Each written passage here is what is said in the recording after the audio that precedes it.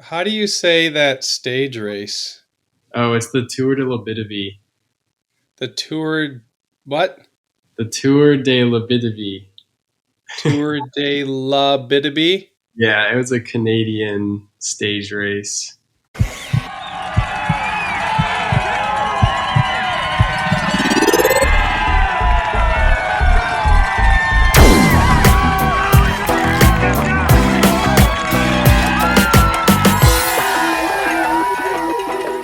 Welcome to Unpacking the Athlete podcast, hosted by yours truly, Rob Martin.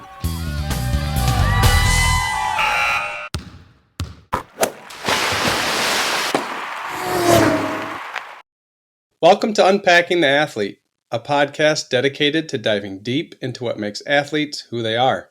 Today's guest is a young cyclist that has been doing a lot of long endurance gravel races. Here is a list of his recent accomplishments. In 2019, he was 6th place and 7th place in the last two stages of the Tour de la Bitaby Junior UCI stage race. I may have said that wrong, but I'm going to keep going. Nailed it. In 2021, he placed 8th in the 62-mile Barry-Roubaix and also placed 1st in the Unbound 100-mile U29 gravel race. This year, he was 18th in the Rule of Three. His team of four placed 2nd at the team time trial for collegiate road nats and 1st place in the Dirty South Roubaix. He is part of the Bissell cycling team. Our guest today is Judah Gustafson, who resides in Michigan. Welcome, Judah. I can't wait to get this conversation going. How's it going? Glad to be here. We're going to get going right with the first question, and it's kind of a off-the-wall question. All right.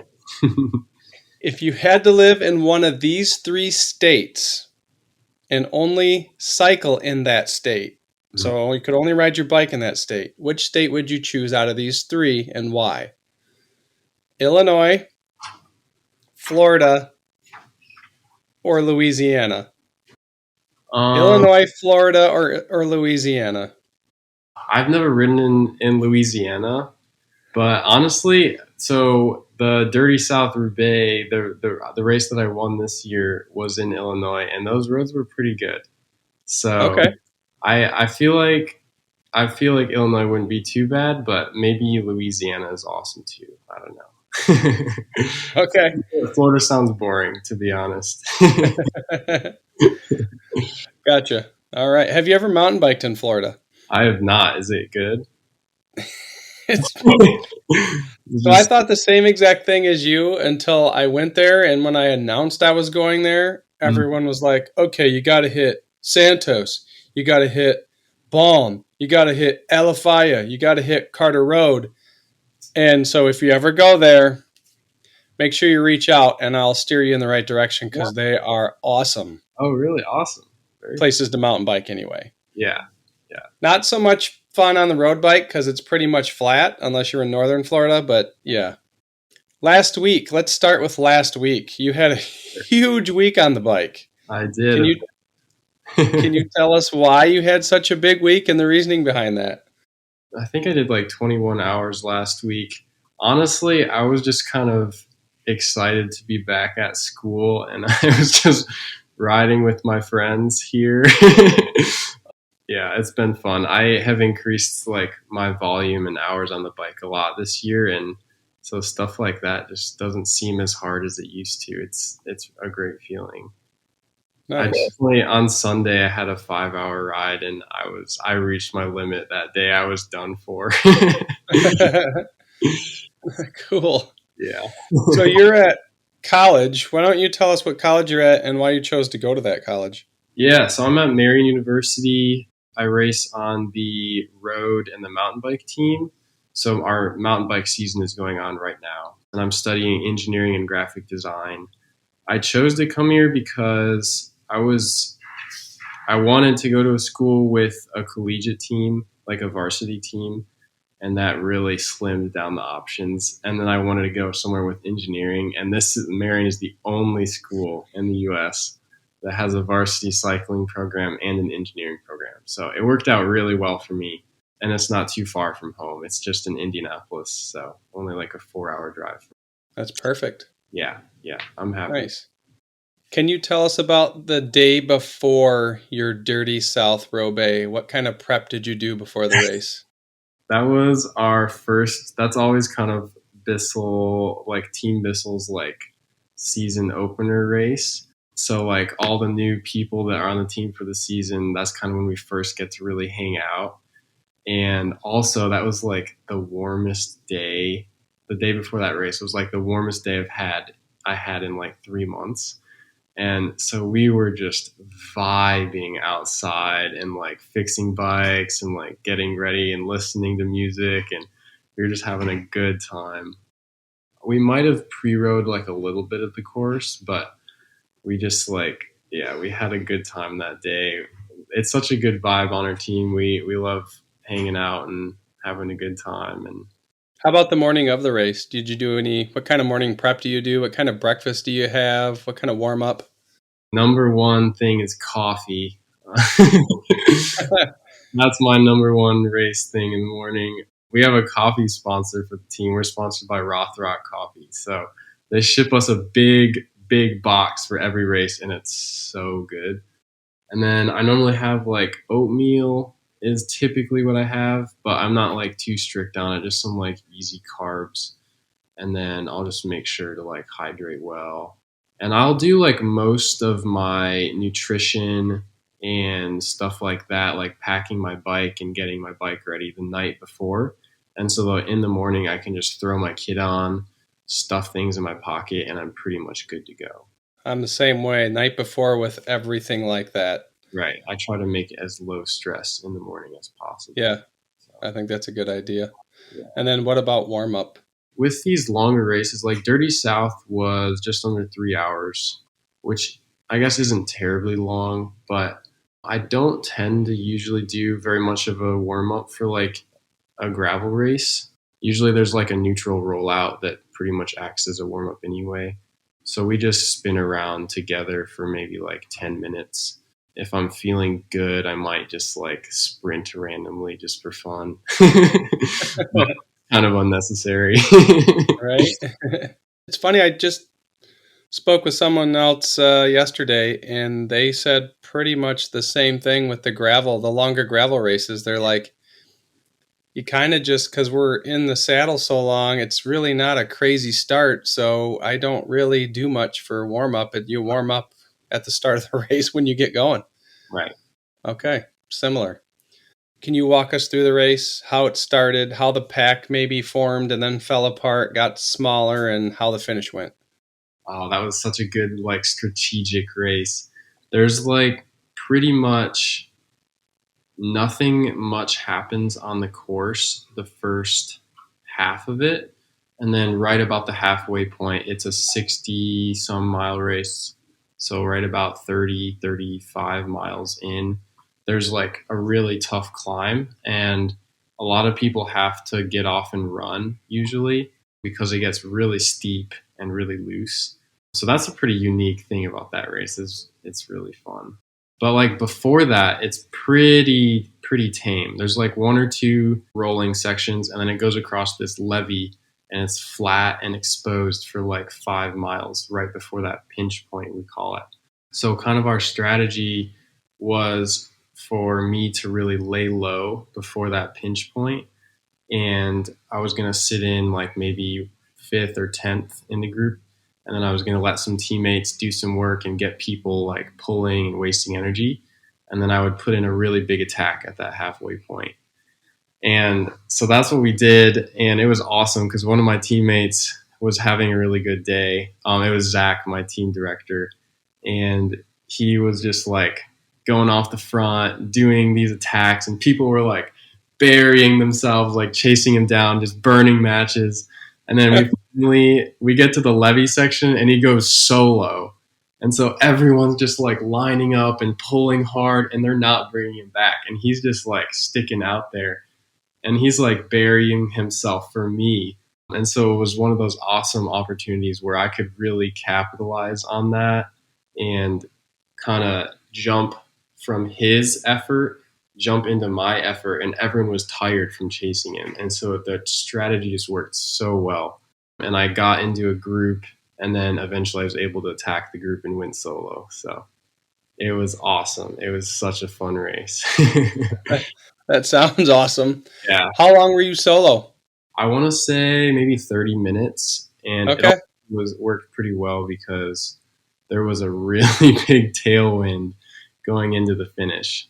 And so if you're going solo, you want to be in a tailwind because that is the most efficient way to get away solo. So Absolutely. yeah, Yeah, that worked out perfect. for sure.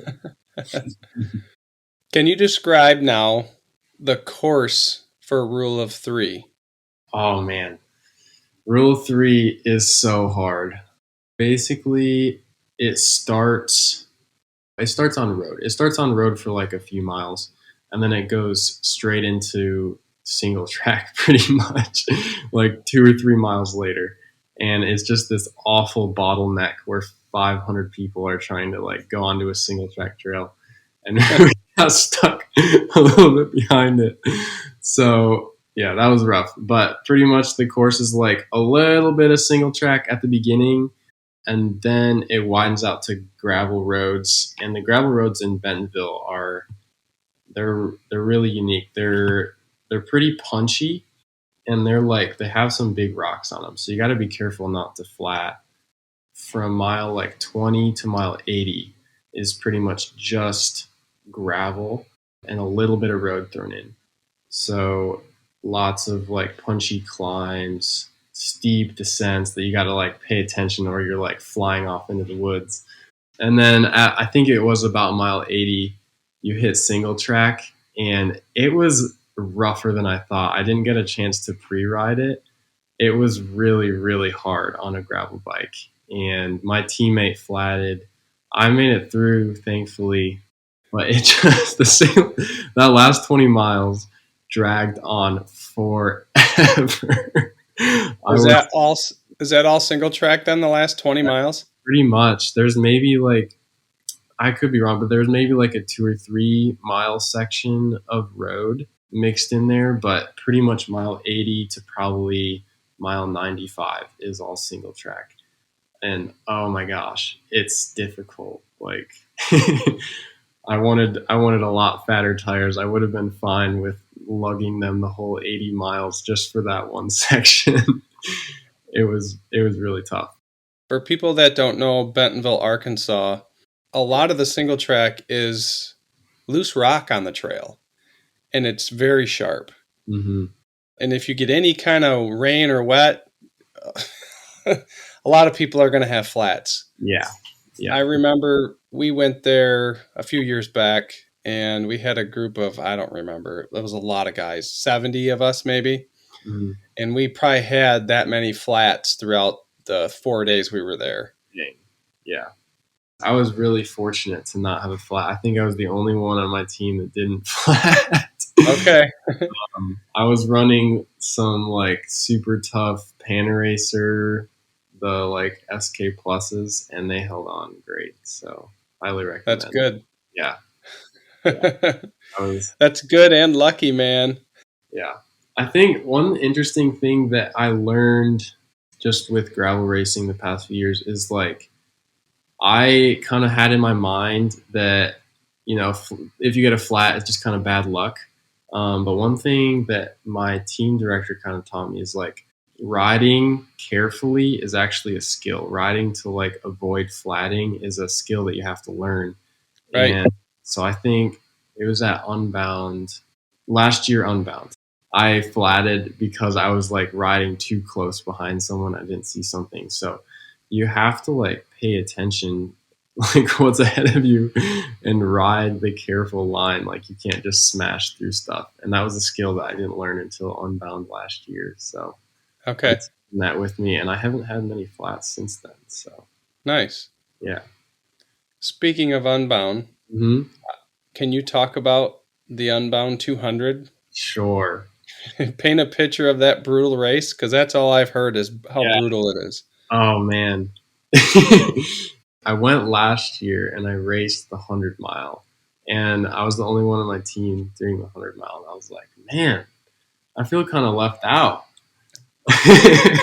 So I was like thinking about it because the 100 mile was hard. Like I had a rough day, and I was thinking about. I was like, man, I think I can do it. So I signed up. My team, Zach, like convinced me as well. He was a big part in that, and I signed up. And I was like, I don't know about this, but training for it and everything, I really discovered like the longer the race, it's really just a mental battle. That's all there is to it. Physically, I can do it. You can do it.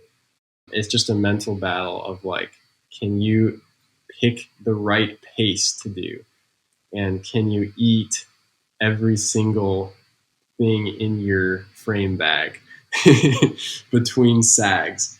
And if you can like mentally get over that barrier, then you can do it. And that was kind of my whole lesson going into that I was learning through different rides and experiences. And we just like me, Zach, and William, we set our strategy just to do our pace the whole day and to ignore everyone else. And it worked really well. Zach has had like some rough times with Unbound 200 in the past. And so we were like really committed to having a good day. That was our only goal. And so we set our pace. We were going to do this many watts the whole day. We were going to eat together. We were going to stay together. We were going to stop at every water stop. And that's what we did. And it went great. I had like one rough patch where I actually ate too much food. And I started to feel nauseous. I just waited it out. I kept going the same pace. I stayed patient, and we all ended up having a good day. So it was all about being consistent and making good choices and ignoring the people around you who are sprinting up hills and stuff. Right. Yeah. We also really lucked out with the weather because in years past it's been like 100 some degrees, and it was like cloudy and 70 the whole day and a little rainy. So that was to our advantage, I think. You definitely had perfect weather then. Yeah, and we finished in 12 and a half hours, which we were very happy with. 12 and a half hours. All right. I've had a similar eating experience. We were doing lumberjack this year with a guy that has cancer that we were riding with. And on the last lap, because I was hungry, I did the same thing. I was like, okay. And I just ate a bunch because I was hungry. And then I was nauseous for probably like 4 or 5 miles before that went away. And it lasts a while. It's not fun when that happens. No. So don't overeat when you're on the bike, but eat small amounts as you go. Don't undereat either. That's I would say even more of a problem. No, I agree with that, because my first lumberjack, I did undereat, and I had massive problems. Yeah. Massive problems there. So, got to find the happy medium. What has been your favorite gravel bike along the way? I've really only had one. Really? Yeah. I had like a cyclocross bike for a while, but once I joined Bissell, they gave me a giant Revolt. Okay. That's what I've had. I just have different frames from them, and that's what I've had since then. And it's such a good bike. I love it. Obviously, I don't have much to compare it with, but I'm so happy with it. It fits me so well. You can fit chunky tires on it. It's comfy. It's awesome. I've heard similar things from a lot of people. Yeah. So, yeah, I think you can't go wrong with that bike at all. Sure. And it's really fun riding in single track too. It feels good through there. You can turn it. Okay, nice. Yeah. Control it very well in the single track then. For sure. Have you ripped that at Cannonsburg then? I have a couple times. I'll do some rides because from where I live, like we have 4 really good mountain bike trails all within riding distance of my house. So I'll just do a gravel ride and I'll like route in a mile or 2 of single track, just passing through just for fun. So it's a good idea. Yeah. I know I like to do that route, but do the full laps at all the trails in that route. Mm-hmm. Have you done Yeah, that on a gravel bike or just a mountain bike? just mountain bike. Yeah, awesome. Yeah. I tried to do it on a gravel bike once, and I got through like 1.5 trails, and I was like, "This is horrible, bumpy." Too bumpy. Yeah. Yeah, I can definitely see that. So let's rewind a little bit, and why don't you tell us how and when you got started on the bike? I got started when I was in like 6th grade, so I don't know, like 10, 11, 12, around there. And at first, I was just kind of, my dad got me into it, so he rode bikes in high school and he started running. And once he had me, I think he had like a knee injury, so he started riding again. And so I wanted to start riding with him. And he got me a mountain bike, and so we would go to like the trails around our house. And then he got me a road bike eventually too. And that's when I started like actually racing. I did a crit and got dropped. And I was like, I need to get faster. So I rode with my dad more. And eventually I got like one of my dad's friends that he was riding with ended up being my coach. And he still was my coach until like recently, Eric Forrester. And so he worked with me all through high school. And there's a certain point where I kind of decided like I want to start like riding by myself and like not just riding with my dad and doing my own training so that I can get faster and like do the races that I want to do. So once I kind of turned it into my own thing is when I really started to progress. And yeah, it was awesome. And now it's Nice. paying for college and getting me to travel across the country. So it's very cool. Getting on a bike's been pretty epic. Mm-hmm.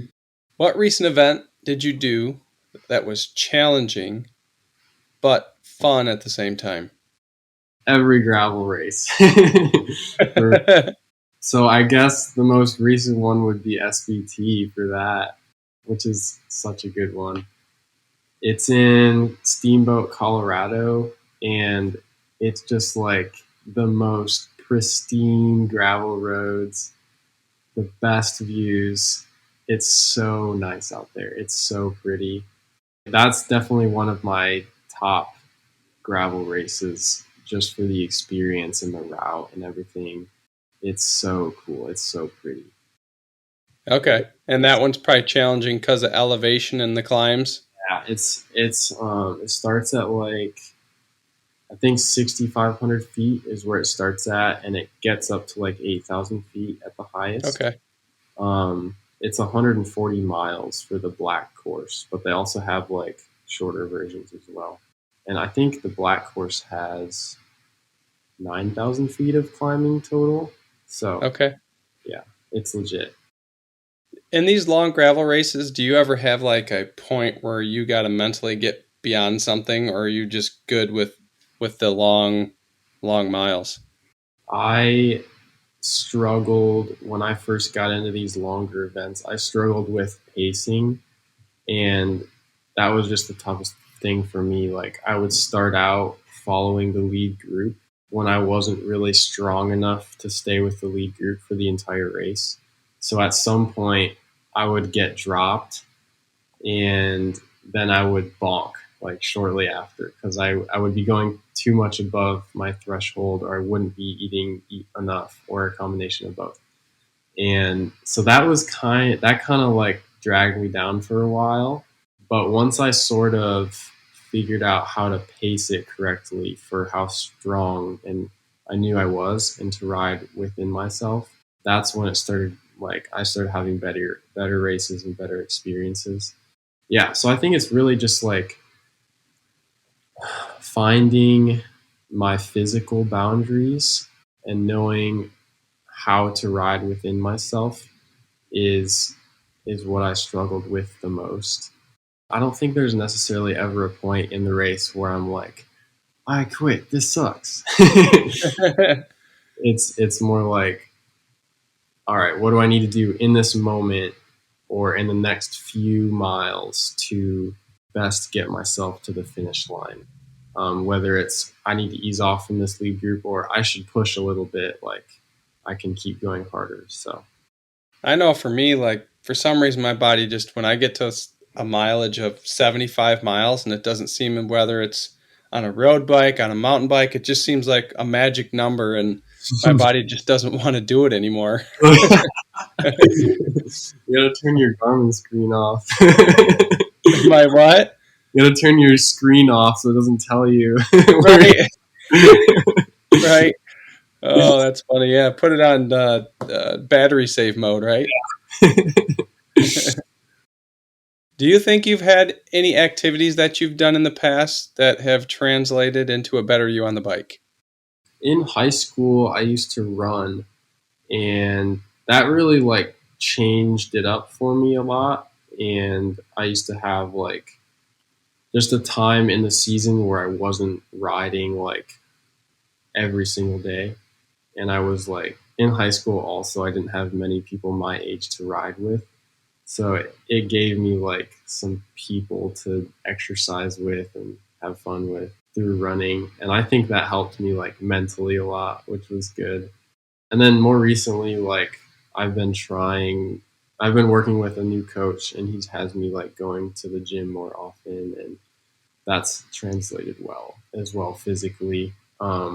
Strength training then? Yeah, yeah. Okay.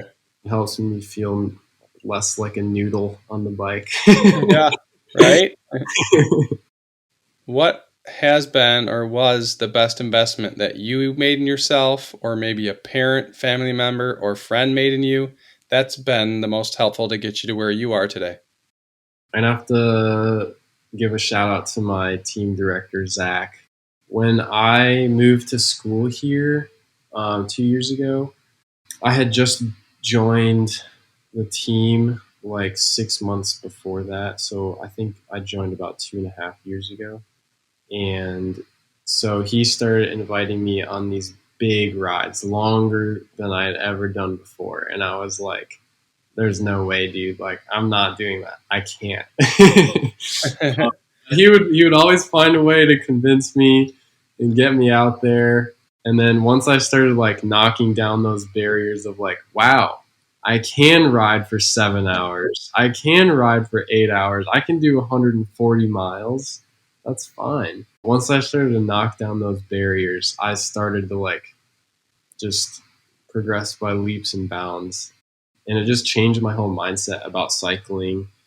And one thing that he said before is like, if you like riding your bike, then just like do it more. Like that's all there is to it. And the more you ride your bike, the stronger you get. So that just kind of like, it seems like a very simple thing, but I think I didn't really understand that concept before. I thought there was this perfect workout there, this perfect training schedule. Honestly, you just got to ride more sometimes, and then it makes you stronger. So ride your bike more. Yeah, we had a lot of fun rides where I have completely bonked and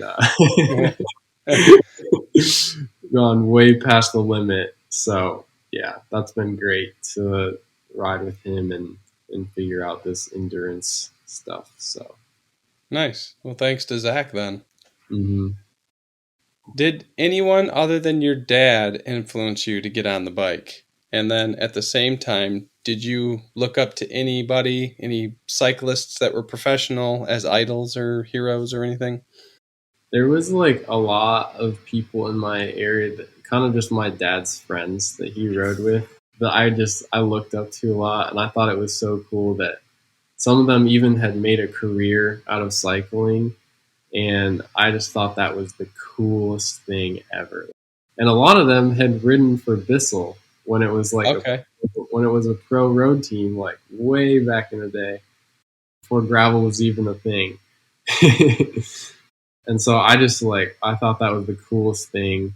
And like one of them even gave me like a really old Bissell jersey when it was like red and white. And I was just like, that's crazy. This is the coolest thing. I just loved it.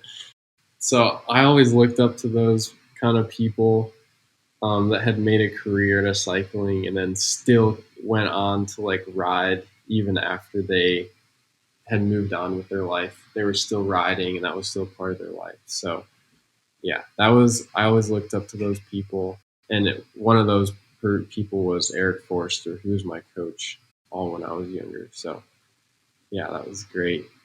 Can you take us back maybe and tell us about your first ever bike race and maybe walk us through the race and tell us about that?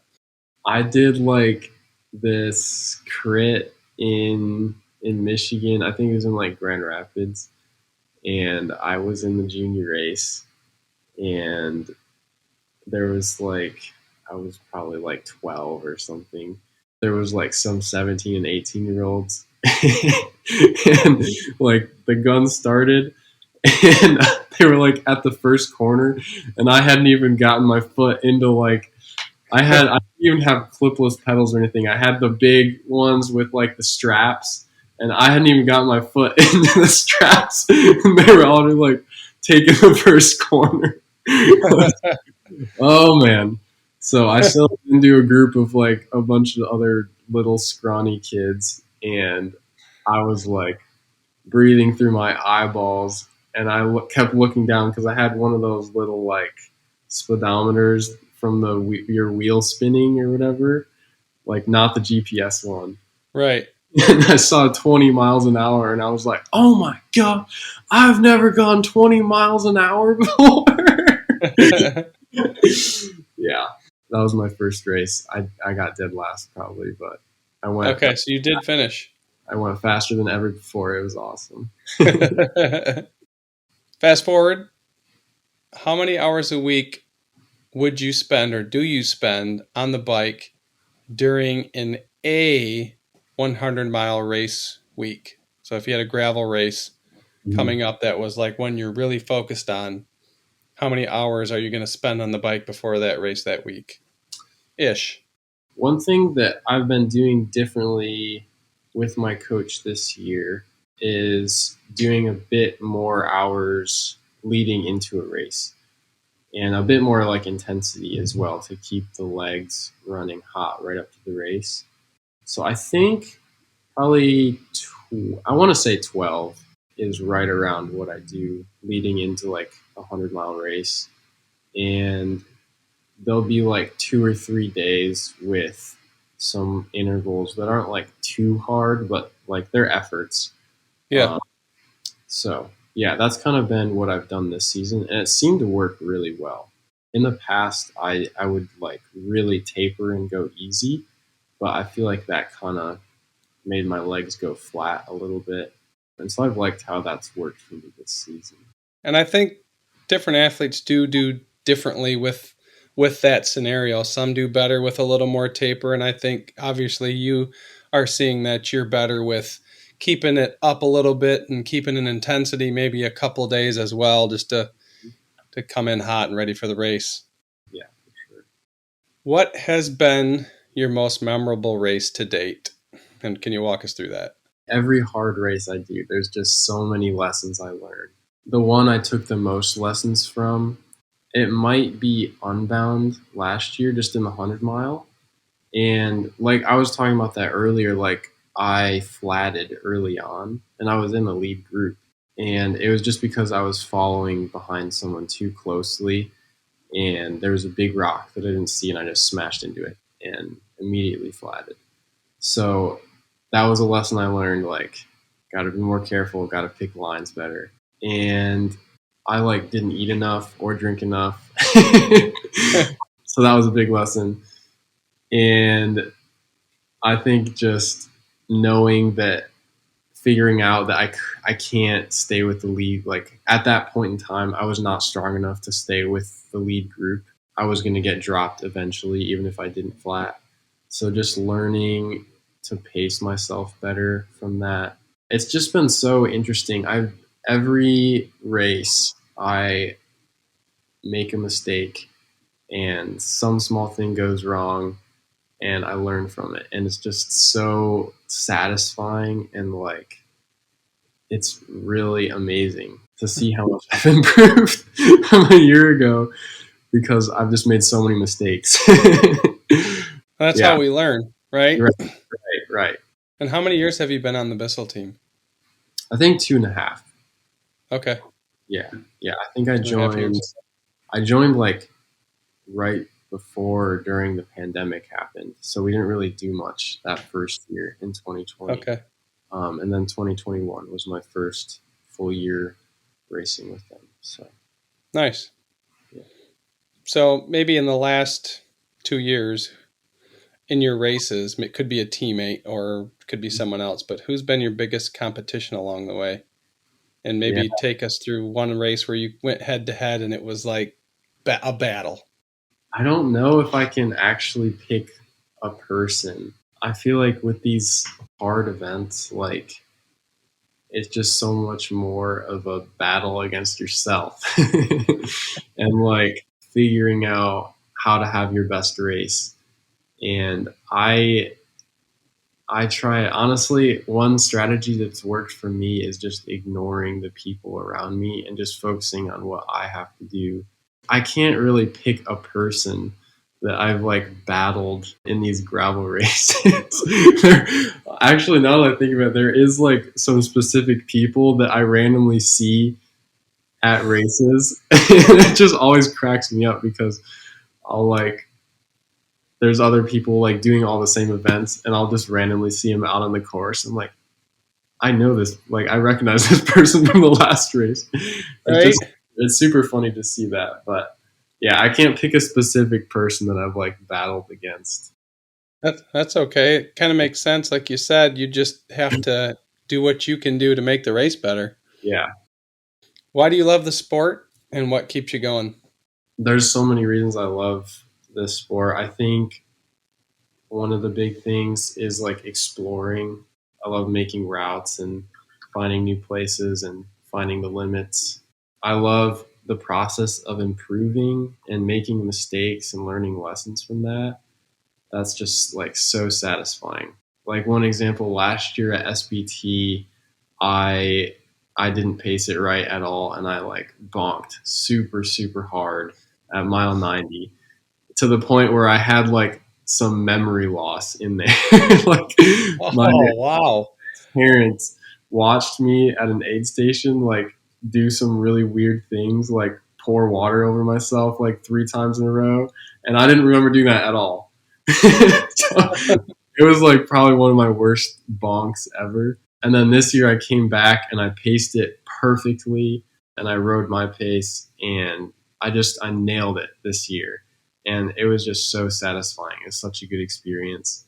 Also like the community of it, like I meet so many people that there's no way I would have met without cycling. Like I just get to go to cool places like Steamboat, Colorado and Emporia, Kansas. I never would have been there before. It just brings about a lot of opportunities like that for people and places. So I agree. It's if you have a bike, you're going to meet great people. mhm, If you have a bike, bring it with you because it can take you to amazing places too. so true. Yeah. Yeah. And the challenging aspect of it where self-improvement, Hmm. got this challenge. I didn't do so well. Now let's do it again next year and I'm going to do better. So Yeah. continuously getting better yourself. I like that. Exactly. We talked about earlier how you've started incorporating strength into your routine. Hmm. How many days a week are you doing that? Man, I got to be more consistent with it. Ideally, 1 to 2 days per week. Okay. It's probably been closer to like one. I wasn't very consistent this summer, but I'm getting into like the mountain bike season for collegiate. So I think if I am more consistent with it, I'll have some more benefits for mountain biking because it's a bit more important for mountain biking. Do you have a favorite piece of equipment that you use? I mean, do you use like free weights, kettlebells, or? I like squats. Squats just Okay. make me feel overall stronger, especially like I think it helps my back a lot because with mountain biking I always get like a like awfully tight back during the race, and so being able to strengthen that I think helps a lot. Do you spend most of your time training indoor or outdoor? Maybe a combination of both, or do you hate one or the other? Yeah, I hate riding indoors. Yeah, I hate it. I hate it so much. So Indiana has like slightly better winters than Michigan. Like instead of like 2 months that's blocked off for no riding outside, we have like 2 weeks where you Okay. can't really ride outside. I kind of went a little bit crazy this winter and I rode outside like at least a few times a week, if not every single day, every single ride. And I was riding in like 20-degree weather and I was riding when it was snowing. The only time I wouldn't go out if it was like raining or if it was icy. Uh, Yeah. so I went a little bit crazy. It was a bit too much. It was kind of fun. I did one time I did an FTP test in 20-degree weather and I like stopped and I was all sweaty and my clothes started to freeze and Oh yeah. I had to hurry back. Yeah, it was pretty nuts. It was too much. I'm gonna buy Zwift this year and be a little bit more careful so that I don't get like sick or crash or something. So Yeah, when it's cold, you definitely gotta keep moving because if you stop and you're sweaty, the game's almost over. you're done for. Yeah. Yeah. Yeah, but I agree with you. I did just the indoors. Just so that's up here in Michigan. That's why I have a fat bike Yeah. because I can't go down there in that room and stare at the wall or stare at the TV too long. I mean, there are days I do it and I can get through it, but get me outside, man. Yeah, for sure. Fat biking's fun. I've only done it a few times, but I would definitely do that more. Yeah. So I mean, if you move back up to Michigan after all this, you're gonna have to get one then. All right. Sounds good. I did You, Fat Bike Nationals when they had it in Michigan. you I got, did? I got second in the junior race. Oh, nice. There was like 7 people in it. It was awesome. What kind of bike were you on? Was it yours or did you borrow it? No, I borrowed it, and it was like my second fat bike ride ever, and I raced the national championships. It was amazing. That's awesome. What kind of hydration do you use for your race? I've been using Scratch this year, which has worked well. I've used Infinite in the past, which works well too. I try to do a bottle every other bottle. I'll have mix in it usually, and I'll have like 40 grams of carbs in it. So like just to supplement the food, Yep. um, and then like just the extra sodium as well. So So are you saying one bottle like that, one bottle straight water, or one bottle like that, one bottle just electrolytes? I'll have one bottle with the mix in it, and then one regular water bottle. Okay. So, yeah, that's Nice. well for me. And it gets tough sometimes because, like at SBT, the feed zones are like neutral, so people can't hand you stuff. You have to fill it from their coolers. So I gotta get a bit creative when it comes to that. But yeah. Hydration in a backpack. Yeah, I haven't gotten there yet. I think I need to though. It seems like everyone's been trying that out. So I think what race was it? Was what was the race after Leadville this year? They went and they called the whole thing Lead Boat, right? And they went and yeah, they yeah. raced that other one. Leadville and then SBT the next day. Yeah, Yeah, so the SBT was where a lot of the top guys just threw hydration packs on. yeah, And that's the only reason I said that because that popped in my head. yeah, yeah. And I heard, They skipped most of the water zones. yeah. I wasn't brave enough to do that. So if I like Yeah. accident or run out or something, that could be bad. Do you do anything for recovery? Any kind of supplement or any kind of devices? They've got the Normatex and Yeah. the hyper percussive therapy, or what do you've got going on for that? Usually, I just stick to like foam rolling and stretching. That helps a lot. And so Marion provides us with Normatex. So I'll go over there if I have like a big day and I want to recover a little better with those. But yeah, foam rolling and stretching works great for me. What kind of mountain bike do you have there in the background? I got a top fuel. Oh, you do? Yeah.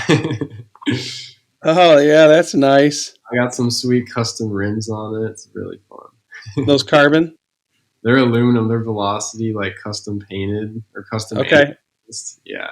I like that you just have your bikes in your room with you. That's awesome. Yeah, it's fun. It's fun. It's nice decoration. Yeah, it is. Good conversation pieces. Yes, for sure. That's what everyone asks me right when they walk into my room. Like, wow, how much does your bike cost? Of course.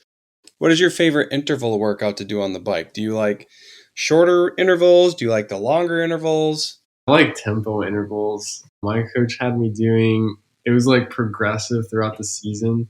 So like early in the season it started off at like 2 by 15 minute, and then it was like 2 by 30 minute, and now it's like 2 by 45 minute. And those are fun, honestly. It's hard, but going out and just like going fast for like over an hour is super fun. And you get to go far and fast. It's a lot of fun. I like it. Hey, I like your philosophy there, but I don't know that you're going to change my mind. I still like the 30 on, 30 off. I like the shorter, a minute on, minute off. Those just hurt different. Yeah. The slow burn kind of pain. If there was one race that you could do over, what would it be, and what would you have done differently? Every race, I think there's things that I could have improved. I think one big one was Barry-Roubaix this year in the spring.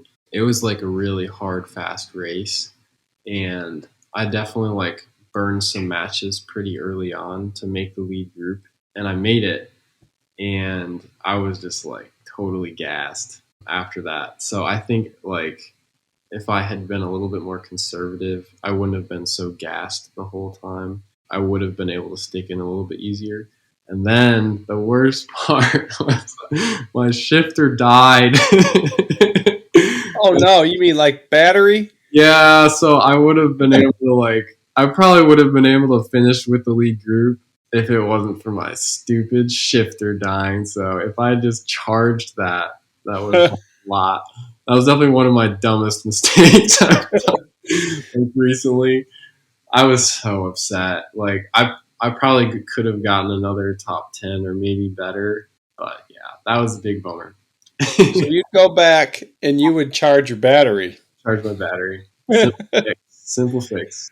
You know, I like the idea of the wireless shifting, but I'm not going there for that reason right there, because it's just another thing that I'm going to forget to charge. That's the only time that I had a problem. I really like it otherwise. I also carry an extra one just in my seat bag.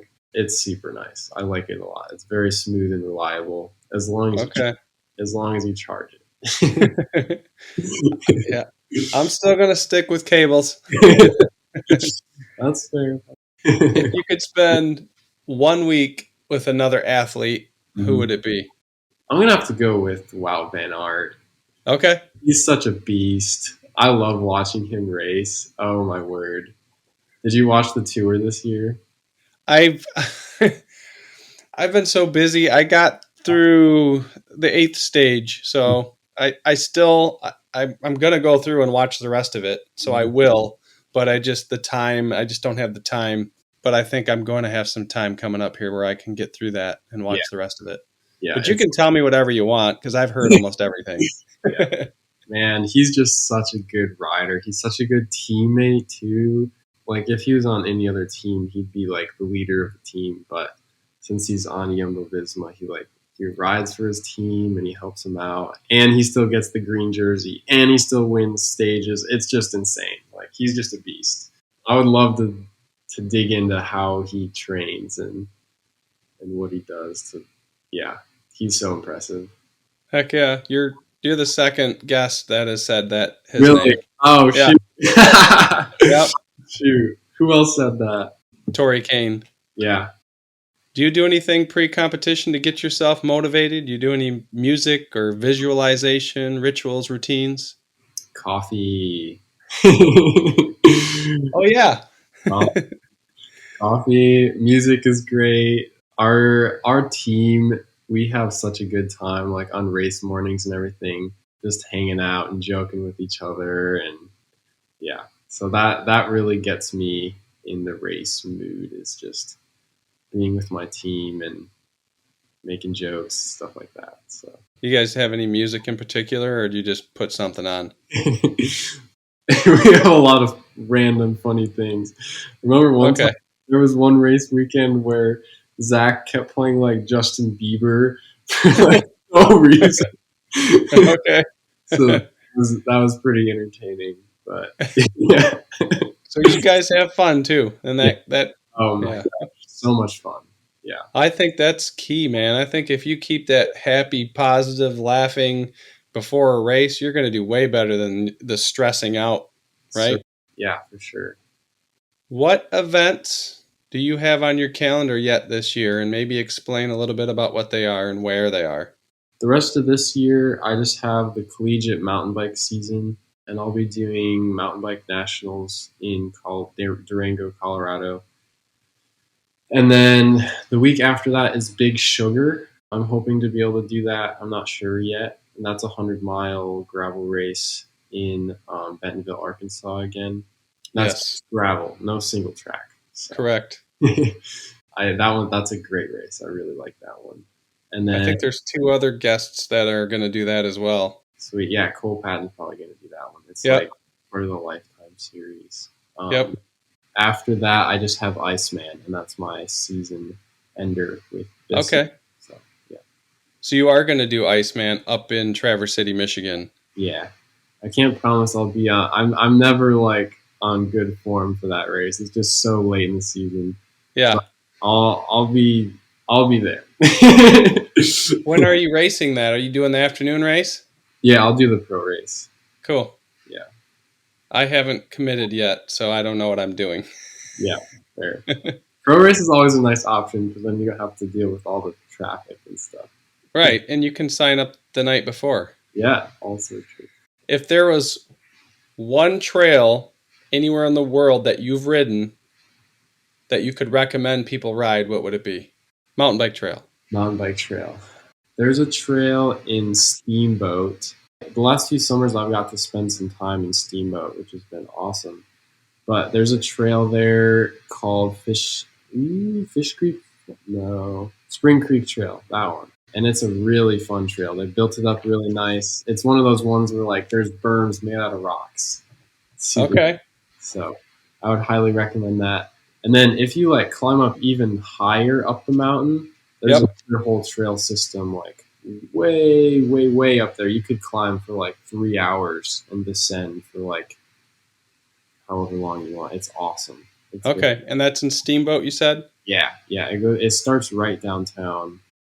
If you were to give advice to any younger athletes that look up to you or Mhm. maybe listening, what would it be?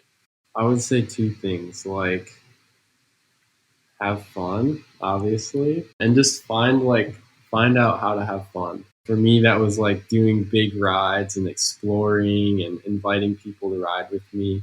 That just helped me get over like nervousness for races and stuff, is just figuring out how to have fun. If you mess up a race or you make a big mistake, like unpack that and talk with people about it and learn from it, and then don't make that mistake again and take it to your next race and learn from it. So I would say those are the two biggest things for me that I have learned recently. Is there anything else you'd like to say before we sign off? When are you going to do one of these big gravel races? Do you have any plans? I mean, I did some of them in the spring this year. They weren't any of the big ones. Awesome. And I was supposed to do Barry, but I had done, I can't remember the order, but I did Melting Man, and that was horrible. Yeah, that one sounded rough. And then I did the one after that was horrible. And then there was Oh no. so I had two muddy, wet, Yeah. freezing to death races because it's 33 degrees and rain. And then Barry Roubaix, it snowed, and then they were calling for maybe some rain, and I said, I'm not doing another one of those. So I didn't do Barry. Yeah. but then I did, yeah, but then Good. I did do, I think, 2 more after that. Good. And I don't know. I just, I'm not sure. I just got an email from the Lowell people about that race is coming up, but I don't know. Awesome. Not 100% sure on that. Yeah. If people want to connect with you, is there a place where they can go? Are you on Instagram or anything? Yeah. My Instagram is judah.gus. So judah.gus. Perfect. Find him on Instagram there. Mm-hmm. And Judah, I can't wait to see where the bike takes you with racing. Keep at it, man. It's cool to see younger kids from our area pushing the limits and breaking out into the big scene of racing. Good luck in the rest of your races this year. I had fun talking today and learning more about you, and I appreciate you coming on the show. Thank you. Thanks for having me. Yeah, we'll catch you soon.